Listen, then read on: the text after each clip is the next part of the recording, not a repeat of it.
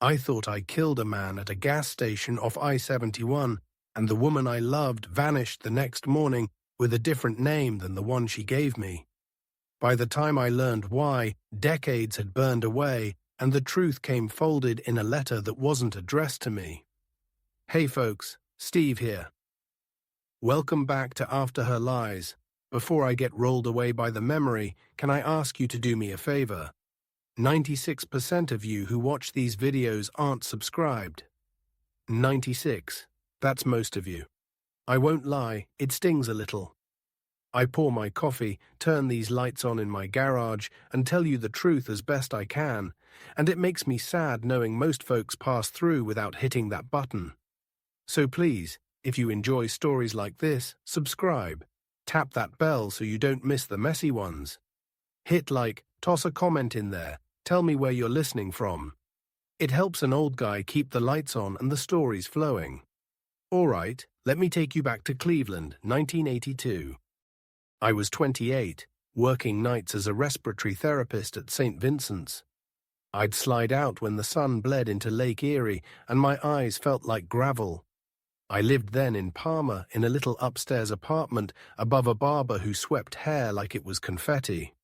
I drove a beige Chevette with rust that had more personality than I did. The radio only caught AM, and it whined when it rained. I was a decent man, I think, but green in the places that mattered. I met her at the laundromat on State Road.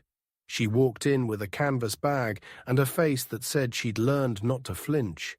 Not pretty in a magazine way, not perfect, but the kind of pretty that sneaks up on you while you're folding towels. She had dark blonde hair pulled through a ball cap and a bruise that peeked along the rim of her glasses like an old shadow. She wore a ring on a chain, not on her finger.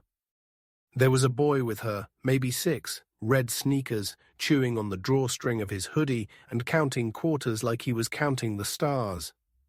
She asked if I was done with the cart. I said, "Mom, I barely started." She laughed with a little Midwest apology tucked inside it, introduced herself as Claire Dalton. Her boy was Tommy. When my dryer ate 2 of my socks and wasted a quarter, she showed me how to jiggle the door with your hip. Said the trick only worked on number 7. I asked how she knew, and she said she did the math of machines like other women did recipes. I liked her right then. That's the truth. 2 weeks later, I ran into her at Al's diner. She was splitting a grilled cheese with Tommy. I took a counter seat and pretended I wasn't staring. She caught me and smiled like we were in on something together. When the boy went to the bathroom, she said she'd seen me at the hospital cafeteria once, asked if I worked there. I said yes, nights mostly. She nodded, glanced at the door. People like her, folks who carry a weather system around their shoulders, they're always gauging exits. I know that now. We started talking the way 2 people do when they're both a little lonely and neither one wants to say it out loud. She said she worked afternoons at the pharmacy down on Broadview, 2 stops on the bus from where she rented a tiny place in Old Brooklyn. She had a morning job too, cleaning offices 3 days a week. I sleep when the world lets me, she said, and it sounded like she was telling me something bigger than that. I asked her to come sit at my table, and she did. We split my fries without ceremony. Tommy came back and took exactly 3, like he thought there were rules. When they left, she scribbled her number on a receipt and told me not to call after 9 because that was when the boy slept, and there was no phone line in his dream. It was the sort of line that could have sounded rehearsed, but with her it didn't. It sounded like survival. Our first date, Friday fish fry at the church hall in Slavic Village. Paper plates, warm beer in foam cups. She didn't drink, not then, not ever with me. We listened to a polka band, and she moved her feet a little under the table, like rhythm was a language she used to speak fluently and hadn't for a while. I asked about the ring on the chain. She told me the truth that was almost true. Married once, she said, separated. He's not in the picture. She looked at the boy coloring on a napkin and added, "Any more?" If you've been here before, you know this channel isn't about villains and saints. It's about what people do to stay alive, and the holes those choices melt into us. I wasn't a fool exactly, but I was a man who wanted to believe life could get softer. So I nodded and told myself not to push too hard. I walked her and Tommy home and felt the air turn to glass when we came to her street.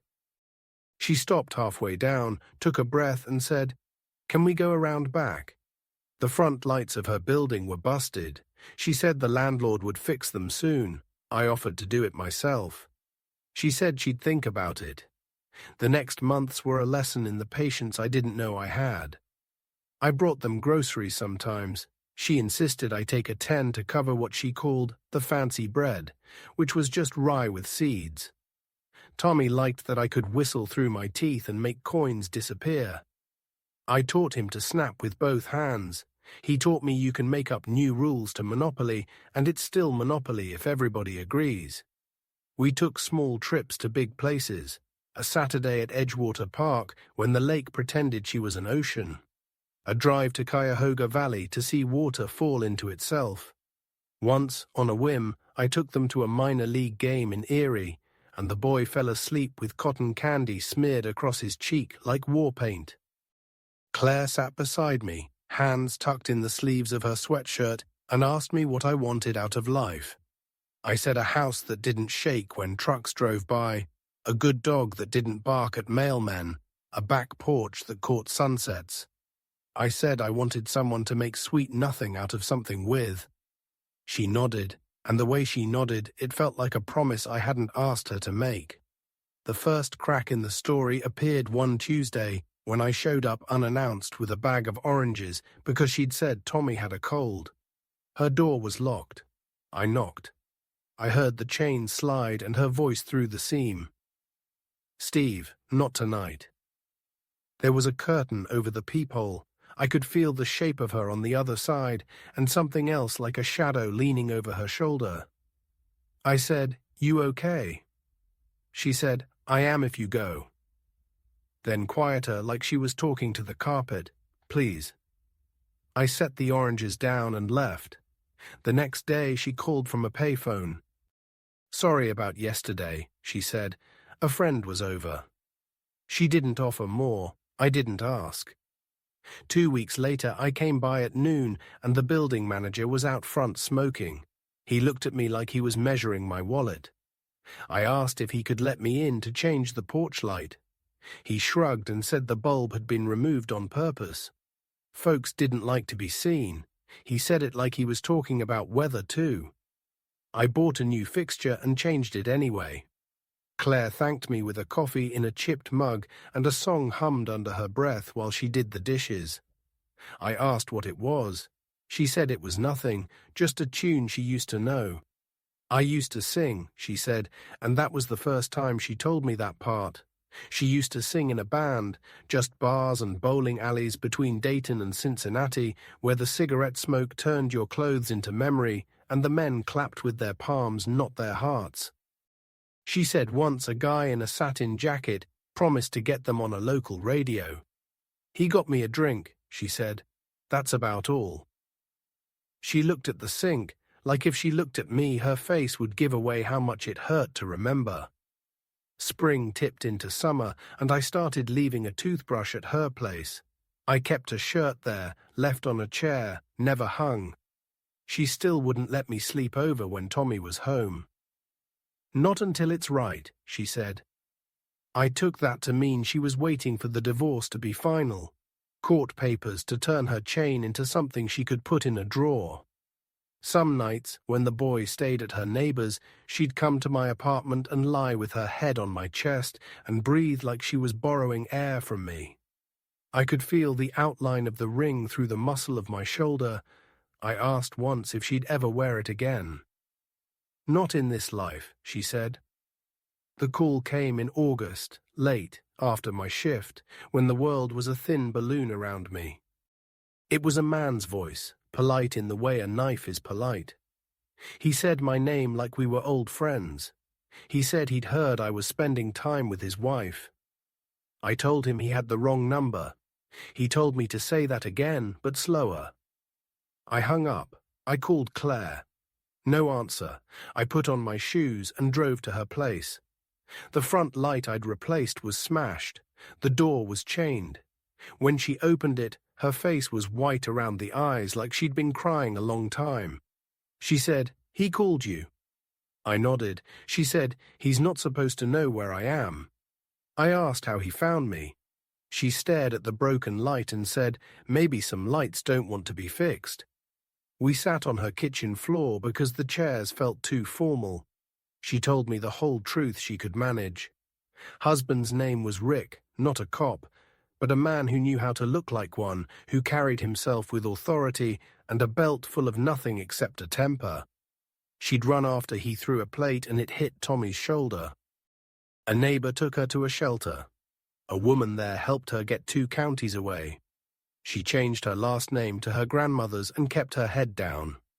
"I shouldn't have told you anything," she said. "I thought the quiet would hold."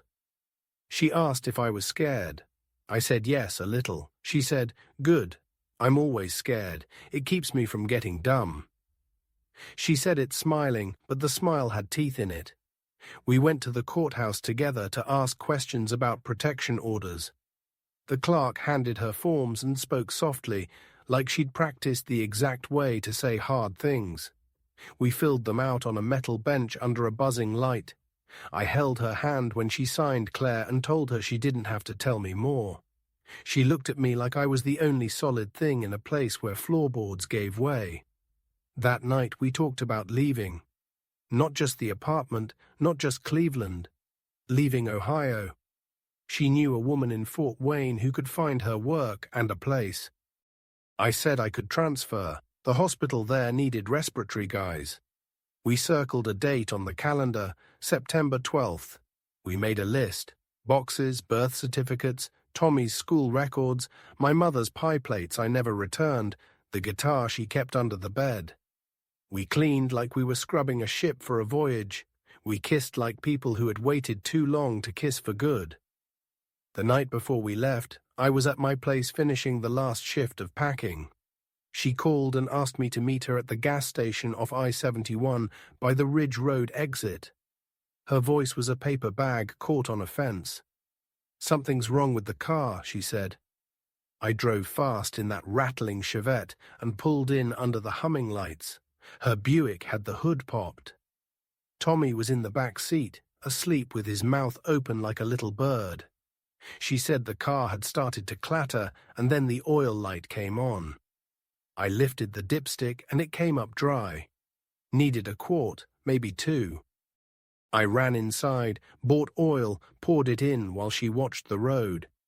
Then a pickup rolled in slow. I still remember the angle of the headlights. The driver was a silhouette until he stepped out and turned his head enough for the light to lick his face. Rick, I knew without being introduced. The posture of a man who believes the world owes him a debt. He looked younger than I expected, handsome in the way a hammer is handsome. He smiled at me, and it wasn't a smile. He said my name with the pleasure of someone pronouncing a word he'd been practicing. Claire said, "Tommy, stay asleep," as if the boy could obey from the other side of a dream. Rick told me to take my hands off what was his. His eyes flitted to the car and the boy and back to me. I said the boy wasn't a what, and Claire wasn't either. He said, "You can't outrun paperwork." He stepped closer, close enough I could count the stitches in his collar. He said I was stealing his wife. He said he could file a complaint. He said a lot of things. I don't know who moved first. I just remember the hot slap of fear that hit me and the way my body turned around it. My fist met his jaw with a crack I still hear in my sleep some nights. He stumbled back and slipped on the oil I'd spilled, went down hard onto the concrete. His head struck the pump base. The sound was a dull bell. He lay still. Very still. Claire made a sound like someone had pinched the world shut. I knelt and touched his neck. Pulse, faint there. He breathed a ragged thing that made my throat feel small. The kid in the kiosk stared like he was watching the last 2 minutes of a game he'd bet on. I yelled to call an ambulance. He lifted a phone and shook his head like it didn't work. It did. He just didn't want the trouble. I decided then to find a payphone. Claire said, "No, we can't be here. We can't be anywhere near this when the sirens come. If he's got friends," she said, "they'll make everything my fault." In that second, I became the kind of man who believes a woman who has lived through things you haven't. We got in the car. I looked back once at Rick. He twitched. The boy snored. I drove her Buick to the far side of the lot where it fed into the road, then left her there with instructions to go. Go now, go home, pack, be ready at 5 a.m. I took my Chevette to the closest payphone and dialed 911 with hands that shook so bad I hit the wrong number twice.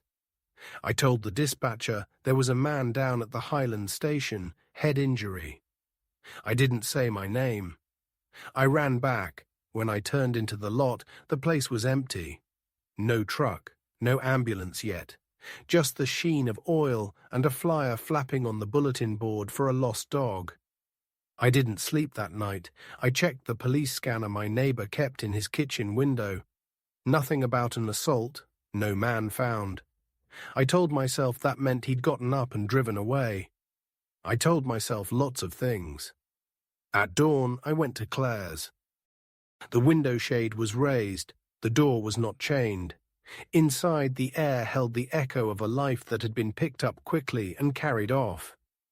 On the kitchen table was a letter with my name written in tiny, neat letters, like she was afraid of writing it too loud. "Steve," it said, "I'm sorry, I can't. You don't know everything, and I can't let you. It is better this way. Please don't look for me. Please, for Tommy, I never meant to hurt you. Don't be a hero. Don't call. Don't follow. Don't." She signed it, Claire, and then below that, the letter C again, like her hand had refused to stop when she asked it to. I stumbled into the bedroom and opened the closet. My shirt was gone, toothbrush gone, the guitar still under the bed, as if to say, "Yes, you were here, but not for long." On the dresser was the chain with the ring. The ring lay like a period at the end of a sentence I didn't know how to read. Here's the part where a smarter man calls the police and tells everything. I didn't. I was scared of the law because that's how I'd been taught, and I was more scared of making her life worse by pointing a spotlight at it. I waited for news. There was none. I went to work and pretended not to think about a body on a concrete pad under humming lights. I drove by the station twice a day and watched people buy gas like nothing had happened in the night. I let weeks turn to months. I told my mother I'd met a lovely girl and she smiled in that way only mothers smile. When I told her the lovely girl had left, my mother made soup and sat with me in silence while the broth cooled. I wore the ring on the chain like a fool. I kept it under my shirt because it felt like a secret I didn't want to share with the air. Years did what years do. I met someone else at the hospital, a nurse named Mary Ann, who knew how to laugh with her whole body and took me to see Bruce Springsteen in '85, even though we could only get seats behind a pillar. We married in a VFW hall and bought a small house in Palmer Heights, with a tomato patch and a dent in the garage from the previous owner trying to teach his kid to park. I didn't tell Mary Ann everything because men like me made a religion out of not telling everything. We were happy. We were the kind of happy where you keep checking to see if the floor is going to give way, and it doesn't. Then, one afternoon in '93, she went down on our back steps carrying laundry and didn't get up. They called it a brain aneurysm, and I called it a theft. The house turned too quiet. I learned the sound of my own breath and hated it for a while. Claire stayed in the soft parts of my mind where old songs live. Sometimes I thought I saw her at the grocery store, a flash of hair near the pears. Sometimes I'd hear a woman hum under her breath and have to sit down. In '99, I saw her on the local news. I swear it. A story about a school board meeting in Phoenix, of all places. The camera panned the crowd and stopped on a woman speaking into a microphone about bus routes. The lower third called her Ruth A. Mason. The A tickled me. It could have been anything, but the way she tucked hair behind her ear, the tilt of her head when she listened to the response, that was Claire. Or it was your brain doing you dirty. I wrote down the district's address and sent a letter that began, "Dear Ms. Mason," and ended with, "Please forgive me if I am mistaken." I never heard back. In 2005, my mother passed. Cleaning out her dresser, I found a key wrapped in tissue paper tucked inside a book of Psalms. Fit a small safe deposit box at a bank I didn't use. Inside, letters, a bundle of them tied with blue yarn, and a photograph. The photograph was a Polaroid of a woman and a boy on a stoop that wasn't mine. The woman's hair was darker, and she wore sunglasses, but if you'd known her once, you wouldn't make that mistake twice. The boy had grown. He wore a baseball cap too big. On the back, written small, 1988, Tucson. There was also a copy of a restraining order, the kind you hope you never have to learn how to read, with Claire's original last name I hadn't known. I sat in that bank box room with the fluorescent lights and cried into my sleeve like a child. The letters were addressed to me, but never mailed. They were sealed, each stamped with the date on the corner, like they'd been held at a post office window by a hand that wouldn't let go. There was a note on top from my mother, bless her, in her careful pen. "Steve," she wrote, "she asked me to hold these until she said otherwise. I thought I was doing right. Forgive me. You can hate the dead for keeping secrets, but they stay dead and you run out of places to put the anger." I drove to the cemetery and talked to the ground. I told my mother I would have taken the hurt if it spared me the confusion. Then I took that bundle home and set it on my kitchen table and looked at it for days. I didn't open them. I couldn't. There's a fear that if you open the door, the room will collapse. But fear isn't a good home, and after a week of walking around the letters like they were a sleeping dog, I cut the yarn and read. The first was dated October 1982. "Steve," it began, and the handwriting was hers, slanted and neat, a wind trying to behave. "I am safe for now. The boy is safe. I am sorry for that night. He did not die. That was the first mercy. The second was harder to swallow. You can't come after us because if you do, you will make a trail that others can follow. I know you think you can protect us. You can't. Not from this. I chose wrong before I chose you, and now I have to live with the choice." She signed it with a name I didn't recognize at first. Ruth Ann. Not Claire. The next letters walked me down her road. She had been approached after the gas station by a woman whose title wasn't printed on a business card. A woman who knew things about Rick that made the hair on your arms sit up. It was the woman from the shelter and another person from an office that didn't want its name known, and together they said what I had already feared. Claire, or Ruth, had been woven into more than a bad marriage. Rick had cousins who moved pills and cash between Dayton and the freeways like they were moving furniture. He'd used her name on leases for storage units and convinced a judge to see him as respectable because he wore a tie to court. She turned over a ledger she'd kept hidden in a cereal box. She told someone with power she'd testify. They told her she had to vanish sooner than we'd planned. They told her I couldn't be part of it. I sat there with those letters and realized the woman I loved had lied to me less than the world had lied to her. She'd tried to leave gently and couldn't leave gently. She'd left with the speed of a deer bolting when it hears the twig break. In one letter she wrote about a bus ride west where she and the boy ate crackers and counted cows and changed her name in her mouth until it fit. In another she wrote about a kindness in a church basement in Amarillo. A woman who gave Tommy a jacket and told him it used to belong to her boy, and he could have it now because there are two kinds of warmth in the world, and sometimes we get the wrong kind. And then, in a letter with no date, she wrote this: "I meant to marry you. I carried the ring on that chain, and I told myself I'd put it on with my left hand shaking, not because I was scared, but because I wanted it too much. I'm sorry. There is another truth I couldn't tell you. The man at the gas station had a friend in your building. The friend put in a change of address at the post office for me when I moved, so he'd see what came. When you called the ambulance, he knew where the call came from. That's how they knew to find us the next morning. We left because it was leave or die. It wasn't about you, except it was all about you. They would have used you to get to us. Please forgive me. Please be someone who grows old, even if it hurts to grow old. Please use my mistakes for something good. There were more letters, updates about schools and jobs, and a job at a bakery in New Mexico, where she learned to make green chili bread and kept burning her fingers because nobody told her how stubborn heat can be.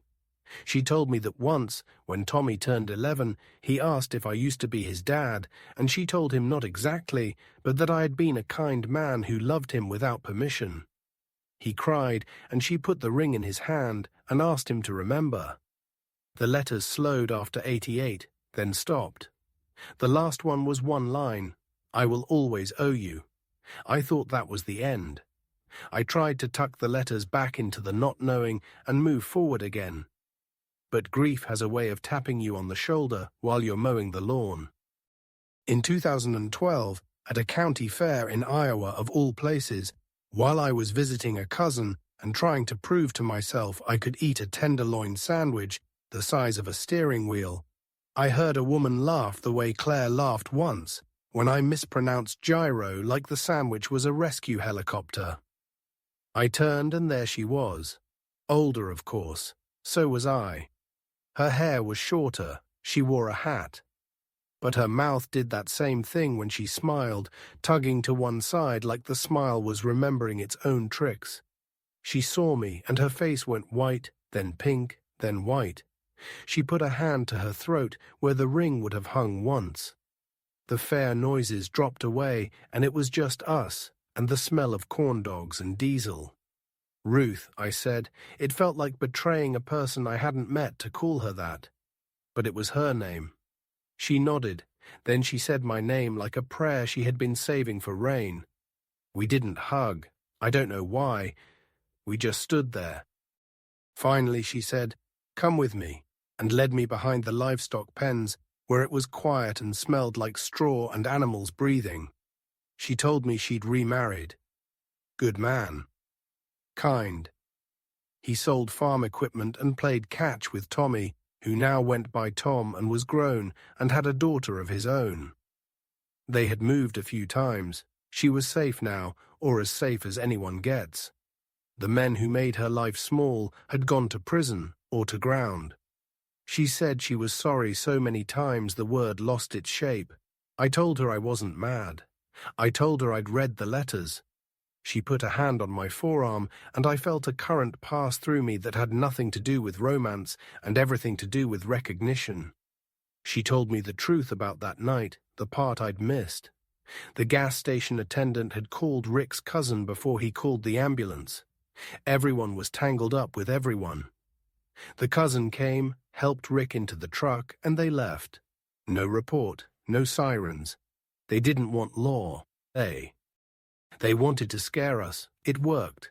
And then it worked again in a different way, because the call I made from the payphone let them know exactly which neighborhood to comb in daylight, and the next morning the cousin knocked on her door. She had the chain on. He laughed, told her to tell me to mind my own business, and left a note under the mat with an address in Dayton and the word Wednesday scrawled. She took that as the cue she'd feared she would get. Leave now. The woman from the shelter drove her out the back alley while the cousin smoked on the stoop. She said she saw my oranges on the kitchen floor and almost tripped over them. She said she wanted to wait, but there are times when wanting a thing and doing it are enemies. We sat on a hay bale like two kids who had run away from home. I asked if she ever thought of coming back once it was safe. She looked out at the lit Ferris wheel and said, "By then I wasn't who you loved. By then I was who I am." She asked about my life and I told her. When I said Mary Ann's name, she squeezed my hand. We cried a little in the way old people cry, gently, like if you cry too hard, the hinges will pop off. She reached into her purse and pulled out the chain, the one with the ring. I kept it, she said, but I can't keep paying for it. It was ours, and you should be allowed to bury it if you want. I didn't take it. I told her to give it to her granddaughter. Let the girl turn it into a necklace with a story that ends different. Ruth laughed, the kind of laugh that admits defeat and victory in one sound. We stood. She said she should go. I asked for an address. She said no. Not because she was scared, but because she'd learned that sometimes the kindest thing you can do is close the book again. Write me here, she said, and pressed a P.O. box number into my hand. If my husband ever reads the letter, he'll understand. He's that kind of man. I watched her walk away into the fair, into a crowd of people who had never heard of Rick, or letters held at a bank or a gas station where oil made the ground treacherous. I didn't write right away. I made myself a promise to live well enough that when I did put pen to paper, the ink would carry more than regret. That year I retired, not because I was done, because I wanted to find a way to carry my stories without letting them carry me. I found a camera at a garage sale and taught myself to talk into the blinking red dot. I called the channel After Her Lies as a joke on myself at first. I thought folks would think I was bitter. But it caught something truer. The Her is not about one woman. It's about the good and bad stories we tell to survive, and the life we build after those stories fall apart, and we have to live in the daylight. I did send a letter eventually, told her I'd seen her at the fair. Told her I was glad she'd made it to a life where bus routes were the biggest complaint at meetings. Told her about the tomato plants that refused to die in my yard and the neighbor who played guitar on his porch at sunset. I told her I forgave her. She wrote back in 4 pages about a snowfall in Nebraska the year before that made everything quiet, and how sometimes quiet is the bravest sound. She signed it with both names, Ruth Ann, Claire, like she was giving me permission to hold all the versions of her at once. We wrote a few more times, then life, stubborn and lovely, went on. My letters got shorter. So did hers. One day I realized I hadn't checked the P.O. box in months. When I did, there was a postcard with a picture of red rocks and a note. We're okay. That was enough. Now I sit here at my bench with a mug that says, World's okayest grandpa, even though my kids haven't given me grandkids yet, and I tell you this, because if I don't, the story will turn into noise in my head, and there's already enough noise. I keep the chain in the top drawer not because I'm holding on to a ghost, but because it taught me something I wish I'd learned sooner. People lie, they do. They lie because they're cruel, and they lie because they're kind, and they lie because they don't know how else to breathe. What you get to choose is who you are after the lie, after the leaving, after the gas station with the humming lights. Do you let it make you small?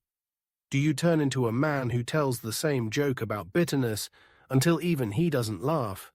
Or do you figure out how to stand at a county fair and say a name you didn't know you knew, and let forgiveness be something you do with your hands and not just your heart? If you're still here, thank you. If you're new to this little corner of the internet, I'm Steve, and this is After Her Lies. I'd love it if you subscribed, because like I said at the top, 96% of you aren't, and I know I shouldn't take it personal, but I do, a little. It makes me sad, and then I remember I'm not supposed to carry sadness alone, so I hand a little of it to you and ask you to click the button. Hit like if this story meant something to you. Tell me in the comments the moment your life turned at a gas station, or a grocery aisle, or a church hall, and how you found your way back to yourself. I read them, every one, with my morning coffee while the garage smells like dust and last summer's cut wood. Thanks for keeping me company. I'll see you next time.